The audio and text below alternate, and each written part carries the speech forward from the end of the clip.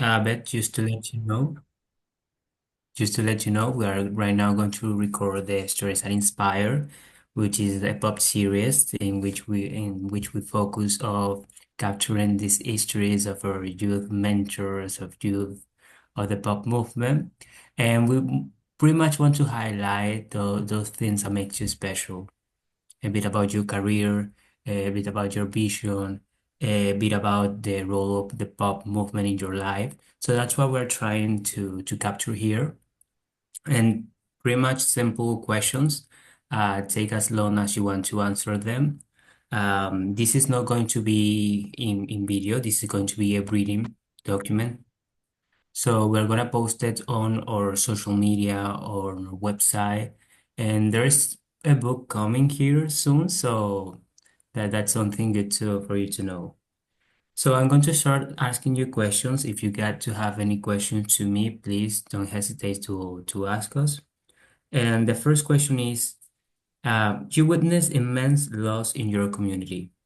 What moment made you decide to act, and how did your own experiences shape your mission?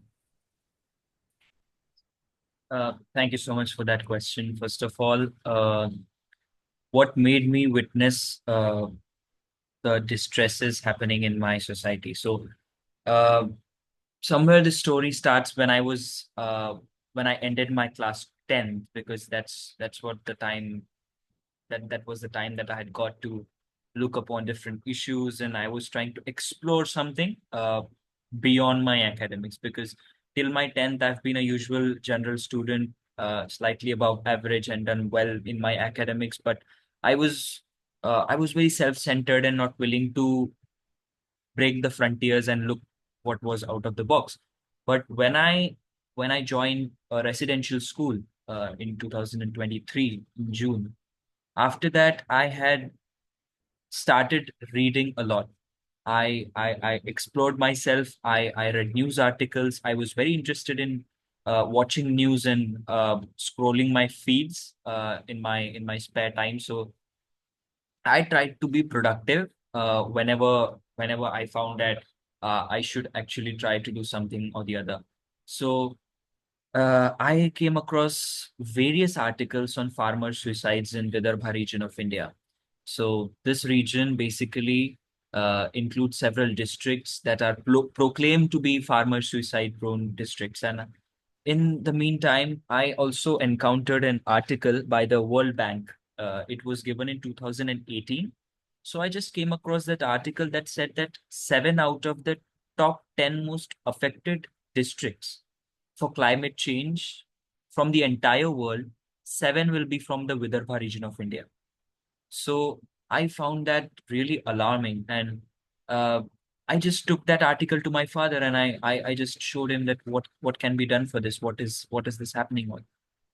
Exploring it as a student out of curiosity, because when I took admission in class 11th, one of my core subjects and one of the subjects that I love, psychology, I could relate it well to social psychology. I could relate it well to the basic principles that are there in the subject, why this thing is happening, whether it is policy loophole, whether it is some behavioral problem, whether it is a paradigm shift, or is there something related to economics in this. So I just checked every angle, and I encountered that there are two aspects of this.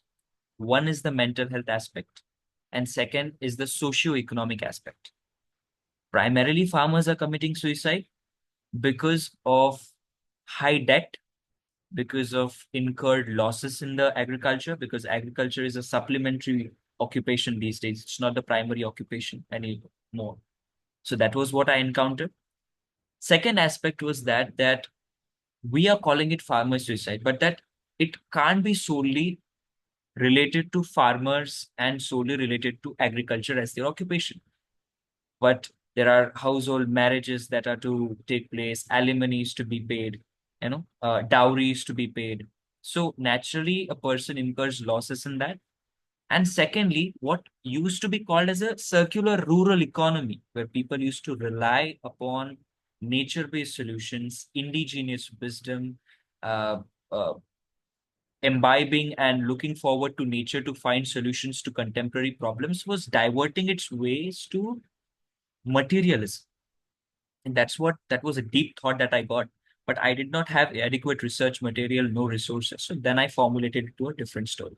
So slightly longer answer to your question, but the sole motive of me behind digging down deep was the awareness that made me to introspect within myself, because this was no longer a project for me, but it was loss of my own people. Because in my own village, in the past 3 years, four farmers ended their life. So this is how I started my overall project. That sounds amazing, Beth. And I have a question. When it comes to tackling the economic instability and the mental health struggles for farmers, you mentioned about promoting crop diversity and reviving barter systems. And my question is, how does promoting barter systems and diversity can help us on tackling both economic instability and the health struggles for these farmers? Well, again, that's a great question. If I were to say about barter system, both are totally different things. If I talk about barter system in particular, my grandfather usually tells me this story that when I used to be of your age, if suppose I'm cultivating soya bean in my field, and say, so you are cultivating chickpea or tur or some wheat for that sake. So if I require wheat from you, I'll give you what I have as soya bean, which may or may not be your requirement. So here what we call is double coincidence of wants. That's a that's the limitation of a barter system. But what used to happen is the food, the surplus used to be circulated within the boundaries of the village, and everybody used to have nutritious food on their plate. Because when there used to be barter system, people used to exchange freely, there used to be collaboration and collective spirit in the village. So how will barter system change it? Right now what's happening is farmers of Vidarbha have changed their mentality and kept it towards linear economy. Now what I mean by linear economy is cultivating monocrops. Only soybean and 6 to 7 crops are cultivated in Maharashtra, which are not sufficient to meet our food requirements. That's why we are having food insecurity here. So promoting barter system is equals to promoting circular economy. When we will have ample of food, ample of crops to be cultivated in our lands, we will be able to meet the requirements through barter system, and whatever that is export, whatever that is surplus, the marketable surplus, it can be sold to the market. So this is how it actually works. Rather than this, barter system means we are cultivating multi crops. It improves soil fertility. It improves biodiversity. It reduces soil degradation, and overall, everything is just everything goes along the way. But right now, what mentality? We have stopped barter system. We are directly selling the crops. If I'm supposed say cultivating soya bean, I'm incurring the expenditure of 13,000 per acres in pesticides and chemical intensive agriculture, in pesticides and fertilizers, and the profit that I'm getting is not actually the profit. It's only 10,000 rupees. So actually, I'm incurring losses. So if my neighbor gets, say, around more profit than me, if suppose he's having a profit of about 14,000 and 1,000 rupees of surplus, so then I am jealous of him. There's loss of there's loss of mutual support, loss of ties, and individualistic attitude. So this is how it's operating overall. Well, it's such a deep topic as well because if you look into it from the outside, okay, you might say, well, this factor alter this factor, but if you look into the problem itself, and the Yes. roots of everything and how it's even interconnected when it comes to the soil, when it comes to the wow, wow.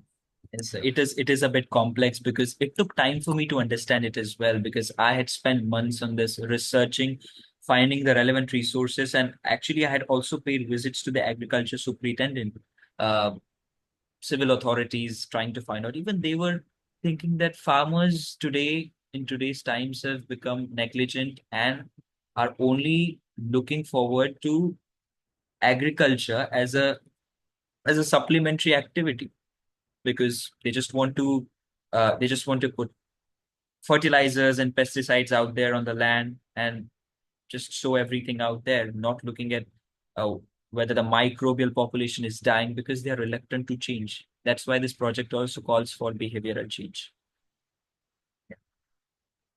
That said, can you, I don't know, but do you have a case study of a farmer that I started applying these methods that you're mentioning?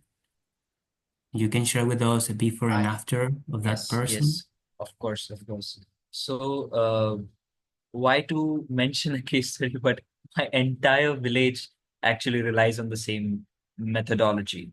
Entire village, before I started this project out there, people have supplementary activities. They have shops, they have uh, different means of occupation. They have lands all around, but uh, no one thinks of horticulture. No one thinks of animal husbandry anymore. No one thinks of, though they are supplementary activities to agriculture, but they are shifting their focus to urban areas. A large number of farmers are migrating and then taking care of their lands here in the village, because uh, if suppose I turn out in a village and say that I'm here to help you out, this is not the correct way that you're doing your agriculture. They'll say, uh, what is your motive behind this? Why you're doing this for us? Because there's no support. In my village, sir, if I were to speak about my village, because I can tell a lot about my village to you, we used to celebrate festivals collectively. We used to gather, we used to celebrate, fight, and look towards nature as our um, as the only last method uh, to seek support. But right now, everything has changed. The mentality has changed, and there are like about 1,500 farmers in my village. All of them apply the same method of monocropping. Every field you visit here in Vidarbha, here in my village, you will see soybean and tur. Only two crops, not even one food crop that will sustain our life and ensure food security. Wow, wow. I'm just trying to process all the information that you're throwing at me Yeah, yeah. because, as you mentioned, it's complex. But also, I want to highlight the fact that you are trying, because agriculture itself, it's a complex matter, but you are also adding another factor, which is mental health.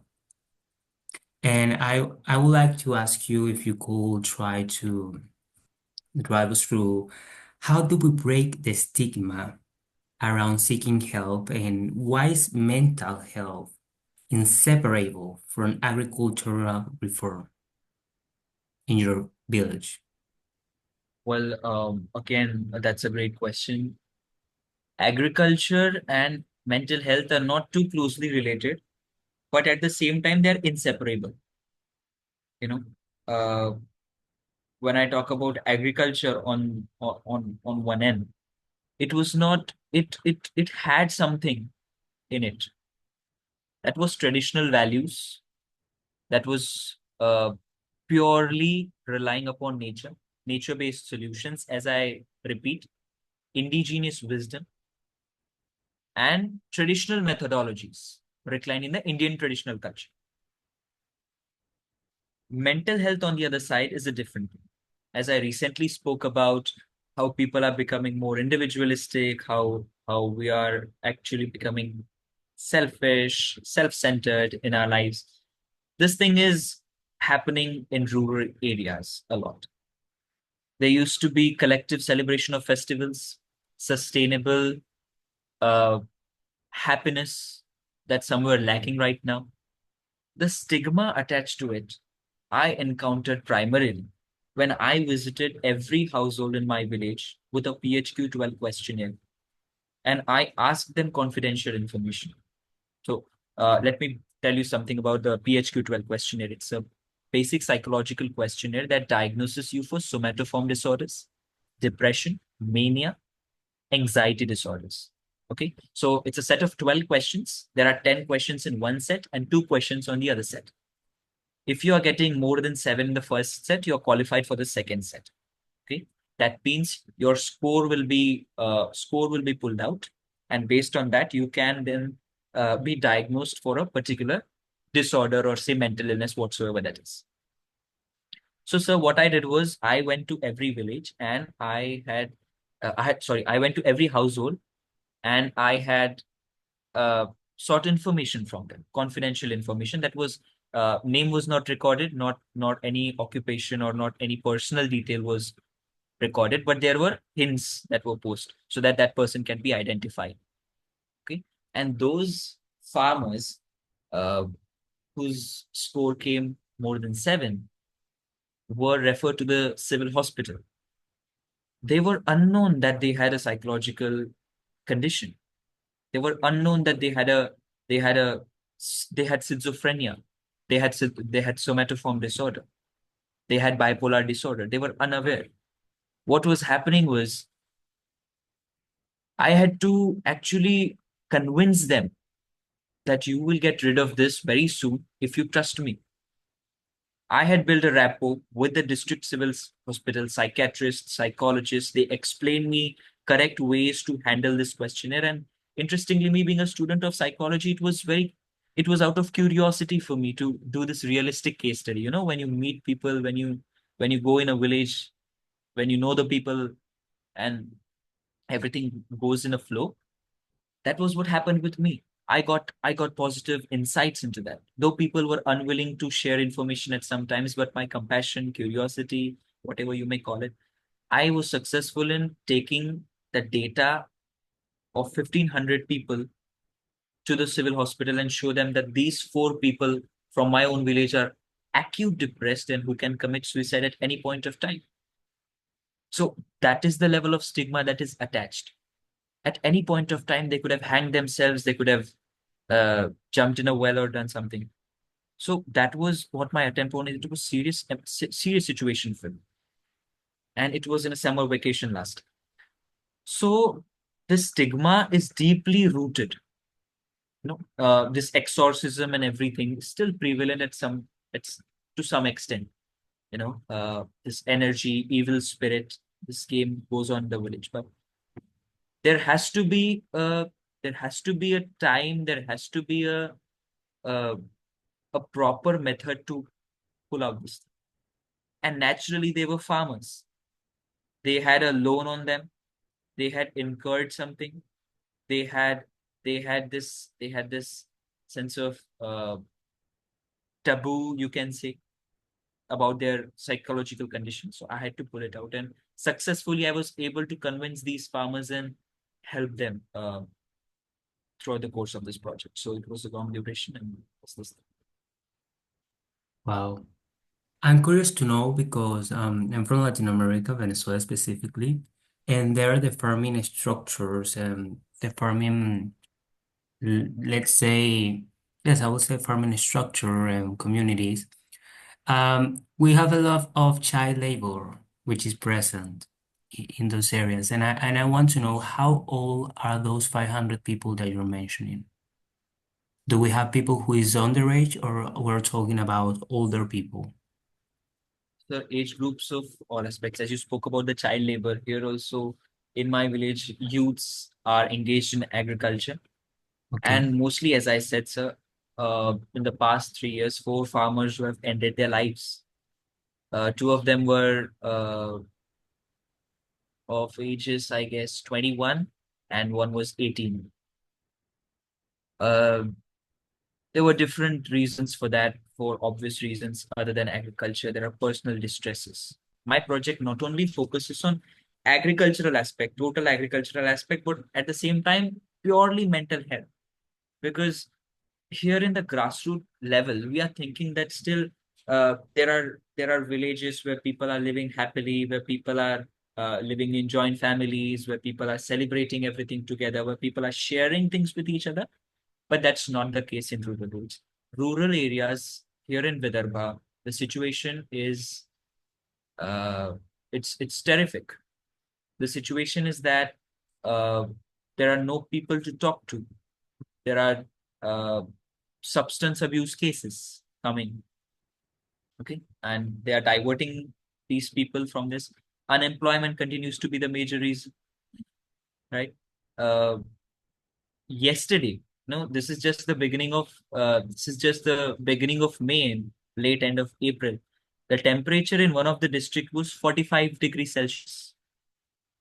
So climate change is also showing its impact. There is a drought-like situation in some of the parts.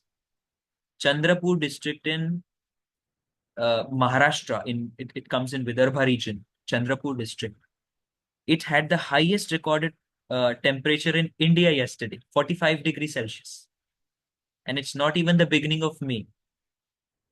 So this is the interplay of all the factors, sir, if you relate.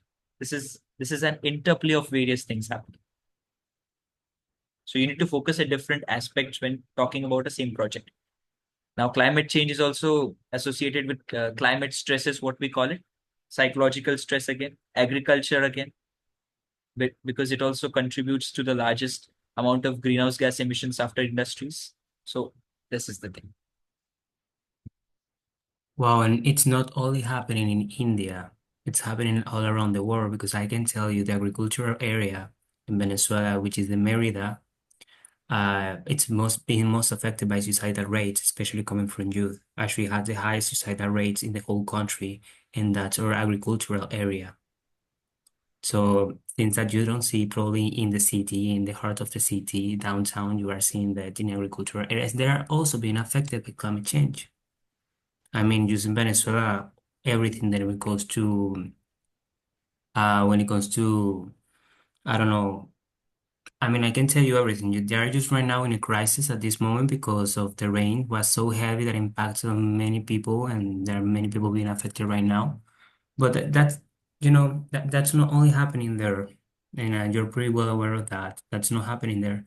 But I have to ask you, Beth, as a leader, as a project leader, do you think it's becoming easier, this project, or are you seeing more struggles the more you are climbing and trying to tackle this situation?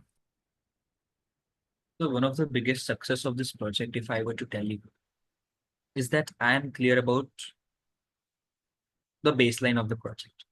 Being it, given the fact that it is so complex, you know, I am clear about what I have to do. But as it is a neglected region, uh, as there are lots and lots of loopholes in the policy formulation, administration, and behavioral change, right? So it is challenging for obvious reasons. But uh, on a positive note, people are becoming aware of it in my region, especially if I were to talk about mental health condition. After the project that I had initiated, I came to know when I was researching about the mental health project, I came to know about a project. It is called Project Prerna. Prerna is a Hindi word that stands for hope, right? So they had given a toll-free number from where you can directly call your psychologist, and it's a government authorized program, and he'll counsel you. So I had stuck banners and posters all over my village. If anybody who is having a serious condition, information is kept confidential and you are treated for your psychological disorder through counseling or therapy or for various reasons. If needed, these people call you as well. So agricultural aspect of it is easier comparatively. I had achieved success so far in agricultural aspect. I had treated 4 acute depressed patients, right? And my agricultural aspect of this project needs backing with the help of agriculture superintendent, district uh, authorities, because this is not a one-man job again. You have to build a team.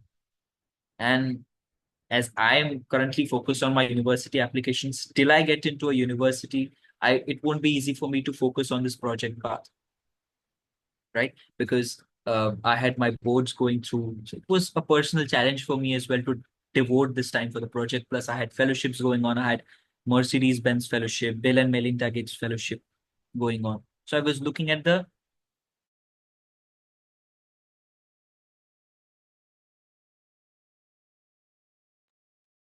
Hello? Am I audible? Hello? I think I lost you. I'm not sure if I lost connection or it was you. Como, can you confirm? I'm not sure if Como is hearing us. But if you can repeat the last part of that, it will be amazing. Yes. Am I audible now? Yes, you are audible now. Yeah. What I was saying is that uh,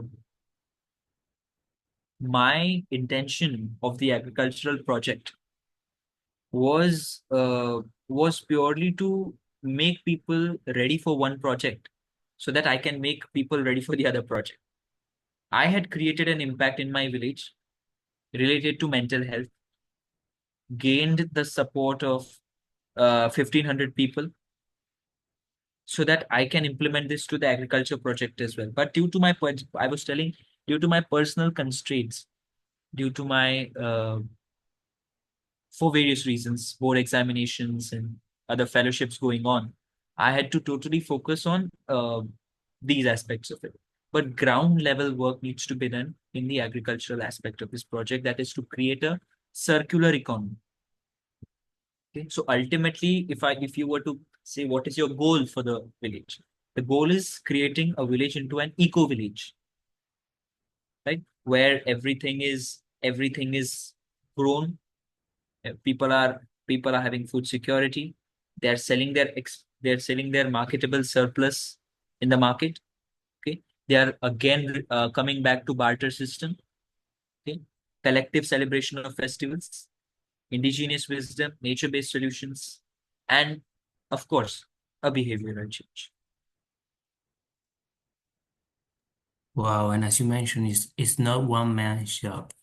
In that regard, I want to ask you, who are the people who currently are helping you, and how the pop movement have played a role in all this? Great. Well, first of all, the second part, second part of the question, pop movement. Uh, when I got the Sustainability Innovation Award uh, in February, the Pop International Conference in New Delhi, that was the turning point. I always say it in various fellowships. I'd spoken about it uh, in my Rise interview as well, where I won a global scholarship. But that one day of the Pop conference, from where I met people from Africa, especially, which I was really looking forward to meet, because Africans can really speak more about climate change, right? So that gave me a different insight on my project. It was the first time that I took a mic on the stage, sitting in front, like standing in front of the people and speaking about my project through a PowerPoint presentation. So that was the turning point. And uh, my connection with the pop movement traces back to COP28. When I met the uh, pop delegates, including Ash Sir and Manish. So it was truly transforming for me to see that there is an organization in India as well, where I can relate well to, that works for environment and climate change purposes and has such a dynamic vision and understanding of the topic. So when I explained my project to Ash Sir in just 10 minutes, because I was having a talk, the Children and Youth Pavilion in COP28 there in Dubai. He understood it very quickly, and he suddenly sent me an invitation for the international conference in New Delhi. So from there, everything started. I had mentioned pop. in Rise, in Mercedes-Benz, in Bill and Melinda Gates Foundation, and wherever that Sustainability Innovation Award the phrase came, I had won so far.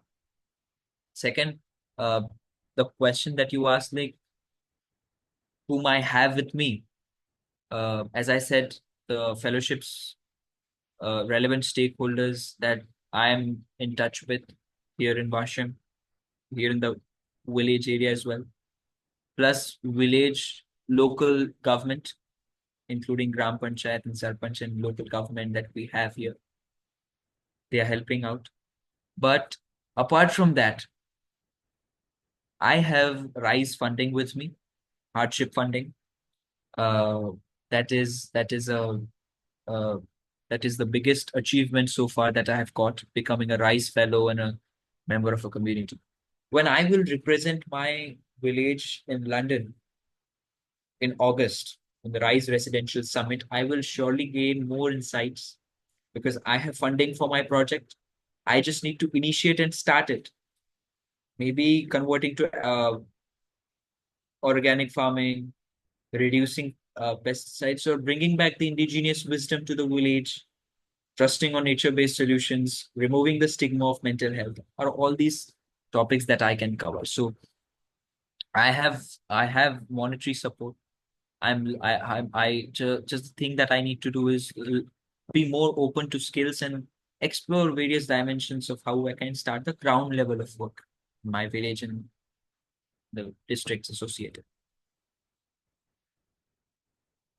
Wonderful, Beth. And to finish this interview, I want to ask you first if you can remember me, when did you start this project? And the question actually is, how do you see yourself and the project in 5 years?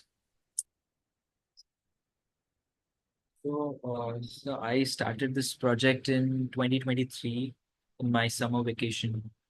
Um, that was just an idea that I had got, but uh, then I went to COP 28, and from there it all started.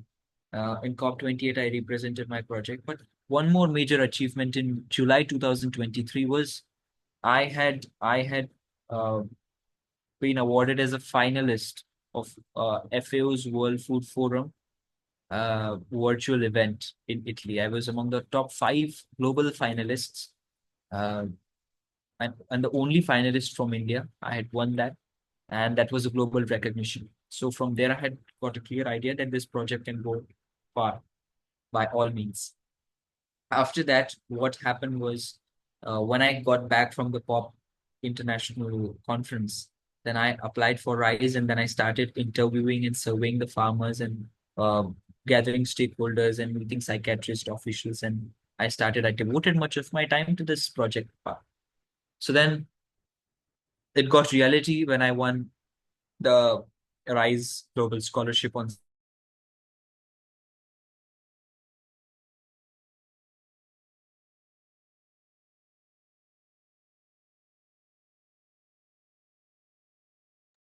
Hello? I think he got feeds. Hello. Yeah. Yeah, Hello, now we I can hear you. lost We you lost in you. global Okay. scholarship. Okay. I'm. Is it okay now? Yes, I can hear you now, Yeah. but we lost Yeah. you in global scholarship. Yeah. So I was saying that when I won the RISE Global Scholarship on 17th of September 2024, after that, I had totally focused on gathering relevant stakeholders and people who are willing to volunteer for this project in their meantime. But then by the time I had to devote my time to my 12th studies as well and focus on the academics so that I can get to a good university and from where I can actually do my academic preparation as well. So this is how the project has been so far. And if I were to bring it down to my vision of 5 years, it is like uh, the dream that I had seen of creating my village as an eco village and bringing and making it an exemplary village, rather, I may say. So I want to build a venture a business model rather where farmers can come together, sell their organic food, and from where people can directly buy it. That will be in the Vidarbha region, but that will be purely organic. And as well, on the other hand, as I always focus on two aspects of everything, be it a socio-economic project, I had included mental health in that. So this e-commerce platform where farmers will sell their products, I'll also focus on imbibing and inculcating environmental studies and education of climate change into the curriculum of secondary students and high school students. I think it's very important for people here in the Vidarbha region and especially the state board students who are studying state board syllabus, the local syllabus, to understand how climate change is going to impact them 5 years from now. So that is the main focus that I'm going to look forward to.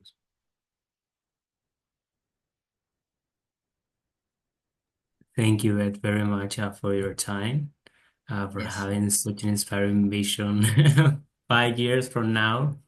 And we're looking forward to support you every step of the way, okay? So always, if you get to need anything, reach out to us. We're here to help you. Thank you Yes, for of your course. time, Ed. Thank Do you you so have much, the Sid. final quote? Would you like to add the final quote? Final quote. Something that always resides in me uh, is that, uh, and it's a personal story again, when people are questioning you for obvious reasons, when people questioned me when I took a survey about what my intentions were to what my intentions were and why was I helping people out. So uh, rather than bringing long definitions of success and doing getting into material success and everything, just motive was when I took the survey that day, I slept peacefully at night. And that is what my motivation is always. If you are doing some things throughout your day by which you are sleeping peacefully at night, that means you're a happy and a successful person. So at the end of the day, I can recollect that whether I had spent my day fruitfully and what is the vision. Every day comes with new opportunities. And only quote that with me is periods of difficulties are periods of opportunities. So that is what the vision is. Thank you, Beth. I think, Kamal, we can stop the recording.